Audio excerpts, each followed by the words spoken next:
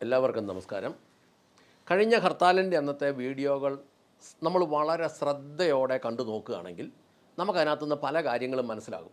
ഒന്നോ രണ്ടോ സ്ഥലത്തൊഴിച്ച് ബാക്കി എല്ലാ സ്ഥലത്തും ഹർത്താലുകാരുടെ മുമ്പിൽ ഇങ്ങനെ വളഞ്ഞു നിൽക്കുക പോലീസ്.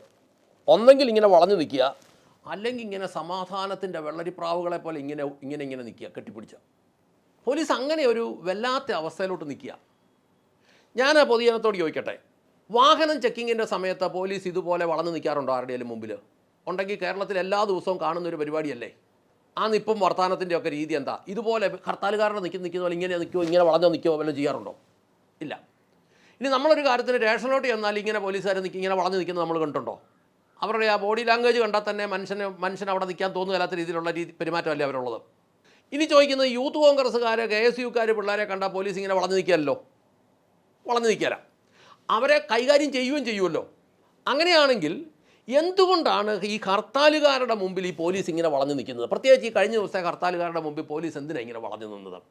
തന്നെയല്ല, നമ്മളൊരു കാര്യം കൂടെ ശ്രദ്ധിക്കണം. പൊതുമുതൽ ഒരിടത്തും നശിപ്പിച്ചിട്ടില്ല. അതെന്തുകൊണ്ടാണ് പൊതുമുതൽ നശിപ്പിക്കാമെന്ന് ചോദിച്ചാൽ, പൊതുമുതൽ നശിപ്പിക്കുന്നവനെ പിടിച്ചകത്തിട്ടാൽ അവന് ജാമ്യം കിട്ടണമെങ്കിൽ അതിന് സർക്കാർ പറയുന്ന തുക കെട്ടിവെക്കണം. പല പാർട്ടികളും നല്ല മാന്യമായ തുക കെട്ടിവെച്ച് അവസാനം അവർക്ക് മനസ്സിലായി ഇത് മുന്നിലോട്ട് ഒഴിവാകാൻ പറ്റില്ല. അതുകൊണ്ട് പൊതുമുതൽ നശിപ്പിക്കേണ്ട, നികുതി കൊടുക്കുന്നവനെ മുടിപ്പിക്കുക എന്നുള്ളതാണ് ഇപ്പോഴത്തെ ഒരു പരിപാടി. നികുതി കൊടുക്കുന്നവനെ അവനെ കടന്ന് മനുഷ്യനെ വഴിയെ വിടുക എന്നുള്ളതാണ് ഇപ്പോഴത്തെ പരിപാടി. പൊതുമുതൽ നശിപ്പിക്കരുതെന്ന് കർശന നിർദ്ദേശം ഉണ്ടായിരുന്നു. ഇനി പോലീസുകാർ വളഞ്ഞു നിന്നതിൻ്റെ പുറകിലും കാരണമുണ്ട്. ഈ ബോഡി ലാംഗ്വേജും, ഈ ഹർത്താലുകാരുടെ ബോഡി ലാംഗ്വേജും അവരുടെ ആ പ്രസംഗത്തിൻ്റെ പ്രയോഗിച്ച ഭാഷയൊക്കെ നമ്മൾ നോക്കിയാൽ ആകെ മൊത്തം നമുക്കൊരു കാര്യം മനസ്സിലാകും. ഇനി മുന്നിലോട്ട് നടക്കാൻ പോകുന്ന ഹർത്താലുകളുടെ ഒരു ട്രയലാണ്. ഒന്നുകിൽ ഇവരെല്ലാം അതിനകത്തുള്ളവരാ, അല്ലെങ്കിൽ അവർ നേരത്തെ ഹർത്താലെല്ലാം വിജയിപ്പിച്ചുകൊണ്ടിരുന്നത് ഇവരെ വെച്ചാൽ. എന്ന് പറഞ്ഞാൽ എന്നാ വന്നാലും ഞങ്ങൾ നോക്കിക്കോളാമെന്നുള്ള ഭരണവർഗത്തിൻ്റെ ഒരു ഉറപ്പ് ഹർത്താലുകാർക്ക് കിട്ടിയിരുന്നുള്ള സത്യം നമ്മളതിനകത്ത് മനസ്സിലാക്കേണ്ട. അതുകൊണ്ടാണ് പോലീസ് ഇങ്ങനെ കുനിഞ്ഞു നിന്നത്. അല്ലേ പോലീസ് അങ്ങനെ നിൽക്കുമൊന്നുമില്ല. കേരള പോലീസിന് കർശനമായ നിർദ്ദേശം കൊടുത്താൽ കേരള പോലീസിന് കൈകാര്യം ചെയ്യാൻ അറിയാവുന്നുള്ളത് യൂത്ത് കോൺഗ്രസിൻ്റെ പിള്ളേരെ കാണുമ്പോൾ കേരള പോലീസ് അത് ചെയ്യുന്നുണ്ട്. KSUക്കാരെ കാണുമ്പോൾ കേരള പോലീസ് അത് ചെയ്യുന്നുണ്ട്. ഞാൻ പറയുന്നത്, പോലീസ് മധ്യസ്ഥനായിട്ടോ ഉപദേശിയായിട്ടോ ഒക്കെ നിന്നാൽ രാഷ്ട്രീയക്കാർ തെരുവുകുണ്ടകളായി മാറും. പൊതുജനത്തിന് ഈ നാട്ടിൽ ജീവിക്കാൻ മേലാത്ത അവസ്ഥ വരും. അതൊരിക്കലും അനുവദിച്ച് കൊടുത്തുകൂടാ. ഹൈക്കോടതി ഇതിനകത്ത് ഇങ്ങനെ ഇടപെടുമെന്ന് ഒരിക്കലും പോലീസും വിചാരിച്ചില്ല, സംസ്ഥാന ഗവൺമെൻറ്റും വിചാരിച്ചില്ല.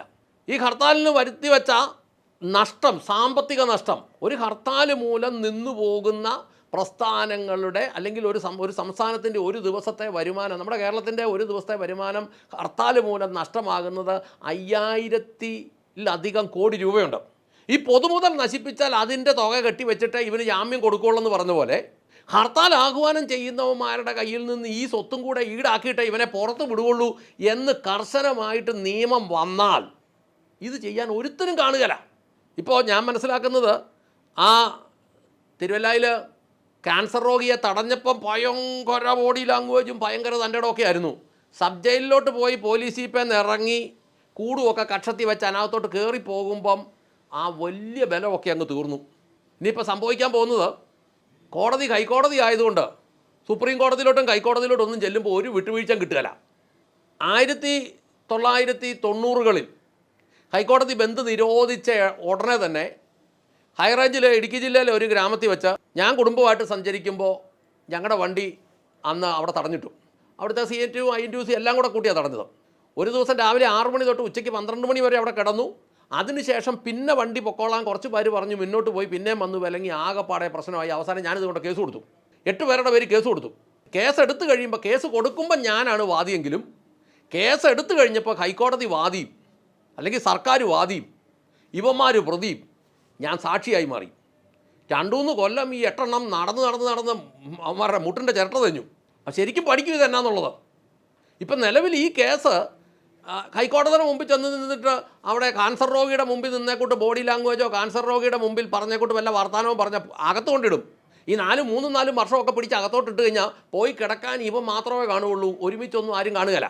അപ്പം നമ്മൾ മനസ്സിലാക്കുക, സംസ്ഥാന രാഷ്ട്രീയത്തിലെ കൊള്ളാവുന്ന നേതാക്കന്മാരുടെ ഒറ്റയൊരുത്തരുടെ മക്കൾ ഹർത്താലിന് അടിവെക്കാനോ ഒറ്റയൊരുത്തരുടെ മക്കൾ പോലീസിനെ തെറി വിളിക്കാനോ തല്ലുകൊള്ളാനോ കേസുണ്ടാക്കാനോ ഒന്നുമില്ല. ഈ മലയാളിയെ സംബന്ധിച്ച് പറഞ്ഞാൽ മലയാളിക്ക് എഴുതാനും വായിക്കാനും അറിയാവുന്നേ ഉള്ളൂ, വിവരമൊന്നും പറയുന്നില്ലെന്നുള്ള സത്യം. ഈ രാഷ്ട്രീയത്തിൻ്റെ പുറകെ നടക്കുന്നവരൊന്ന് കണക്കൂട്ട് നോക്കിയാൽ എൽ ഡി എഫിലെ ആണെങ്കിലും യു ഡി എഫിലെ ആണെങ്കിലും ബി ജെ പിയിലെ ആണെങ്കിലും ഏത് പാർട്ടിയിലെ ആണെങ്കിലും നേതാക്കന്മാരുടെ മക്കൾ തല്ലുകൊള്ളുന്ന അവസ്ഥയിൽ ആരെങ്കിലും ഉണ്ടോ? കൊള്ളാവുന്ന നേതാക്കന്മാരുടെ ഇല്ലെന്നുള്ളതല്ലേ സത്യം. ഇനിയിപ്പം സോഷ്യൽ മീഡിയയിലൊക്കെ ഇരുന്ന് ഓരോ സ്ത്രീകൾ തെറി വിളിക്കുന്നുണ്ട് പോലീസിനെ, അവരെ ഇവരെയൊക്കെ. ഈ ദിവസങ്ങളിൽ ഹൈക്കോടതി പറയും ഓരോന്നിനെ ഇഞ്ഞ് പിടിച്ചോളാൻ പറഞ്ഞു കഴിഞ്ഞാൽ ഈ വീഡിയോ തെളിവുമല്ലേ. പിടിച്ച് അങ്ങോട്ട് കൊണ്ട് ഇട്ട് കഴിയുമ്പം ജയിലിലോട്ട് പോയി കഴിയുമ്പം പിന്നെ ആരും കൂട്ടത്തിൽ കാണുകയില്ല.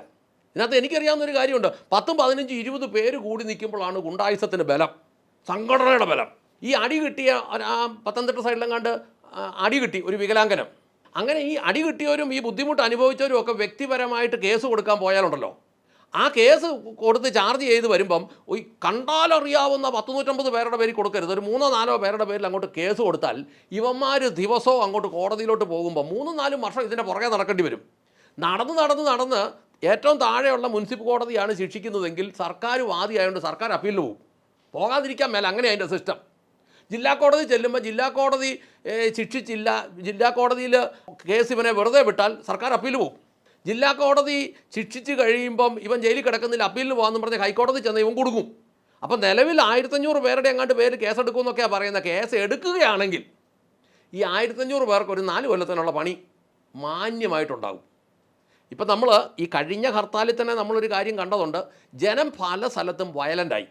അപ്പം ഞാൻ ഓർക്കുമായിരുന്നു, കേരളത്തിൻ്റെ സംസ്ഥാന കെമിക്കൽ MDMI, ഈ സംസ്ഥാന കെമിക്കൽ അടിച്ച 4 യുവാക്കൾ വല്ല മഹീന്ദ്ര താറയിലെങ്ങാനും വന്ന് വഴിയിലെങ്ങാനും ചാടുകയായിരുന്നെങ്കിൽ ഈ വഴി നിന്ന ഹർത്താലുകാരനൊക്കെ എതിലേ പോയേനേയും.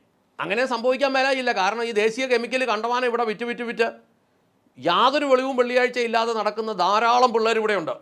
2 വീലറിലല്ല, 2 വീലറിൻ്റെ കാലമൊക്കെ ഒരു പരിധി വരെ കഴിഞ്ഞ് ഇപ്പോൾ 4 വീലറാണ് കളി. അങ്ങനെയുള്ള 4 വീലറെ വരുന്ന വല്ല പിള്ളേരോ വല്ല ടിപ്പർ ഡ്രൈവർമാരോ ഈ സംസ്ഥാന കെമിക്കലൊക്കെ ഉപയോഗിച്ചിട്ട് വരുന്ന വല്ലവരും ഒക്കെ വന്നിട്ടുണ്ടെങ്കിൽ അവരുടെ മുമ്പിലെങ്ങാനും ആ ഹർത്താലുകാർ ചെല്ലുന്നതെങ്കിൽ ഹർത്താലുകാരൻ്റെ വെടിയും തീരും. ഇതിനകത്ത് ഒരു കാര്യം കൂടെ ഉണ്ട്, ഹർത്താൽ 10 ദിവസം മുമ്പ് പ്രഖ്യാപിച്ചോ നീ ഒന്നും കേട്ടില്ലടാന്ന് ചോദിച്ചത്, നിനക്കൊന്നും അറിയത്തില്ലെന്ന്. സംസ്ഥാനം ഭരിക്കുന്ന ഗവൺമെൻറ്റിന് മാന്യമായിട്ട് ഈ ഹർത്താൽ നിരോധിക്കണം, അല്ലെങ്കിൽ അത് ഒഴിവാക്കണം. ഈ 5000-ലധികം കോടി നഷ്ടം വരുന്ന ഈ ഗുണ്ടായിസം സംസ്ഥാനത്ത് പാടില്ല തീരുമാനം ഉണ്ടെങ്കിൽ ഇവർ ഹർത്താൽ പ്രഖ്യാപിക്കുമ്പോൾ ഈ ഹർത്താലിൻ്റെ തലേ ദിവസം സർക്കാർ 144 അംഗം പ്രഖ്യാപിക്കണം, സംസ്ഥാനം മുഴുവനായിട്ട് നിരോധനാജ്ഞ പ്രഖ്യാപിക്കണം. 3-ലധികം ആളുകൾ ഒരുമിച്ച് കൂടാനോ സംഘടിക്കാനോ ജാഥ നടത്താനോ ബാക്കിയുള്ള കാര്യങ്ങളോ പറ്റുകയില്ലെന്ന് നിരോധനാജ്ഞ അങ്ങ് പ്രഖ്യാപിച്ചിട്ട് അടിയുടെ പെരുന്നാൾ കൊടുത്തു കഴിഞ്ഞാൽ എല്ലാവരും ഓടും. ഈ അണികൾക്കിട്ട് അധികം അടി കൊടുക്കരുത്, നേതാക്കന്മാർക്കിട്ട് കൊടുക്കണം. നേതാക്കന്മാർക്കിട്ട് 2 എണ്ണം കിട്ടേണ്ട പോലെ കിട്ടുകയാണെങ്കിൽ നേതാക്കന്മാർ ഓടിക്കണം. നേതാക്കന്മാർ സാധാരണ അണികളെ അങ്ങോട്ട് കൊണ്ട് തള്ളി വിട്ടിട്ട് അണിക്ക് അടി കിട്ടുന്ന സമയത്ത് ഇങ്ങോട്ട് മാറി നിന്നിട്ട് അവരുടെ ചോരയെടുത്ത് നെറ്റിയെ തേച്ച് വെച്ച് ഫോട്ടോ എടുക്കുന്നേ ഉള്ളൂ. അതുകൊണ്ട് അണിക്കിട്ടല്ല, നേതാക്കന്മാർക്കിട്ട് തന്നെ കൊടുക്കണം. അതിനുള്ള സാഹചര്യം ഗവൺമെൻറ് ഒരുക്കിയാൽ, ഇതിപ്പോൾ പ്രശ്നം എന്നാന്ന് ചോദിച്ചാൽ LDFന് ഹർത്താൽ നടത്തേണ്ടത് കൊണ്ട് അവരാരെയും തല്ലുകയില്ല, അവർ പ്രഖ്യാപിക്കാൻ പോവുകയില്ല. UDFന് ഹർത്താൽ നടത്തുന്നില്ലാത്തത് അവർക്ക് തല്ലുകൊള്ളാൻ ആളില്ലാത്തിട്ടാണ്. BJP ഇടയ്ക്കിടയ്ക്ക് ഹർത്താൽ നടത്തുന്നുണ്ട്, അവർക്കിപ്പോൾ തക്കാലം തല്ലുകൊള്ളാനൊക്കെ ആളുണ്ട്. അതേസമയത്ത് ഇതൊന്നും അല്ലാതെ ജനത്തിനു വേണ്ടി നിൽക്കുന്ന ഒരു സംവിധാനം ഉണ്ടെങ്കിൽ, അങ്ങനെ ഒരു മുന്നണി ഉണ്ടായി വരാതെ കേരളത്തിന് ഒരിക്കലും ഒരു ഗതി ഉണ്ടാകില്ല. അങ്ങനെ ഒരു മുന്നണി ഉണ്ടായി വരികയാണെങ്കിൽ ഒരു ഹർത്താലോ ബന്ധോ പ്രഖ്യാപിച്ചാൽ, ബന്ധമെന്ന് പറയാനൊക്കെ അത് നിരോധിച്ചുകൊണ്ട് ഈ പ്രാവശ്യം ഈ ഹർത്താലും കോടതി നിരോധിച്ചോളും. അങ്ങനെ പ്രഖ്യാപിക്കുകയാണെങ്കിൽ ഇവന്മാരിത് പ്രഖ്യാപിച്ചു കഴിഞ്ഞാൽ അന്നത്തെ ദിവസത്തേക്ക് 144 നിരോധനാജ്ഞ അങ്ങ് പ്രഖ്യാപിച്ചാൽ സംഘടിച്ച് വരുന്നവൻ്റെ അടിച്ചോടിച്ചാൽ മതി. ഇനി അടിച്ചോടിക്കാൻ സംസ്ഥാന പോലീസിന് ബുദ്ധിമുട്ടാണെങ്കിൽ, സംസ്ഥാന പോലീസിൽ ഈ യൂണിയൻ പെട്ടവരും പാർട്ടിക്കാരുമായ പോലീസ് ഉദ്യോഗസ്ഥന്മാർക്കേ ബുദ്ധിമുട്ടുള്ളൂ. അവർക്ക് ബുദ്ധിമുട്ടാണെങ്കിൽ പുതിയൊരു നല്ല ഗവൺമെൻറ് വരികയാണെങ്കിൽ അങ്ങനെയുള്ളവരെ എല്ലാം കൂടെ ഇങ്ങ് തിരഞ്ഞു പിടിച്ച് ഒരു 10,000-10,000 എണ്ണത്തിന് മറ്റ് സ്റ്റേറ്റുകളിലേക്ക്, UPയിലേക്കോ രാജസ്ഥാനിലേക്കോ ഹരിയാനയിലേക്കോ പഞ്ചാബിലേക്കോ വല്ലതും ഡെപ്യൂട്ടേഷന് വിട്ടിട്ട് ആ ഹരിയാനയിൽ നിന്നോ UPയിൽ നിന്നോ വല്ല ഒരു 10,000 എണ്ണത്തിന് ഇങ്ങോട്ട് കൊണ്ടുവന്നാൽ, ഇങ്ങനെ നിരോധനാജ്ഞ പ്രഖ്യാപിച്ചിട്ട് നിയമത്തിൻ്റെ വഴിക്ക് പോട്ടെ എന്ന് പറഞ്ഞാൽ അടിയുടെ പെരുന്നാളായിട്ട് നടക്കും. ഒറ്റ പ്രാവശ്യം നടത്തിയാൽ മതി, പിന്നെ ഈ പരിപാടി കേരളത്തിൽ കാണുകയില്ല. ഒരു പ്രാവശ്യം പിടിച്ച് ഒരു 100-150 എണ്ണത്തിനെ പിടിച്ച് അകത്ത് വിട്ടേക്കാമെങ്കിൽ ഒരു 3-4 വർഷം കിടക്കുകയാണെങ്കിൽ തിരിച്ചു വരുമ്പോഴത്തേനും ഭാര്യയും മക്കളും മാത്രം ഉള്ളവരാണെന്നുണ്ടെങ്കിൽ തിരിച്ചു വരുമ്പോൾ പിന്നെ ഈ പരിപാടിക്കൊന്നും നിൽക്കില്ല. ഇതിനെ നേരിട്ടേ മതിയാവും. എന്താണേലും പൊതുജനം ഇതിന് കേസിനാ പോകണമെങ്കിൽ കേസിന് പോകണം. നിയമത്തിൻ്റെ വഴിയിൽ കൂടെ പോയി ഇത് എത്ര ചെയ്യാമോ അത് ചെയ്ത് ഈ ഗുണ്ടായിസത്തെ എല്ലാം അവസാനിപ്പിച്ചേ മതിയാകൂ.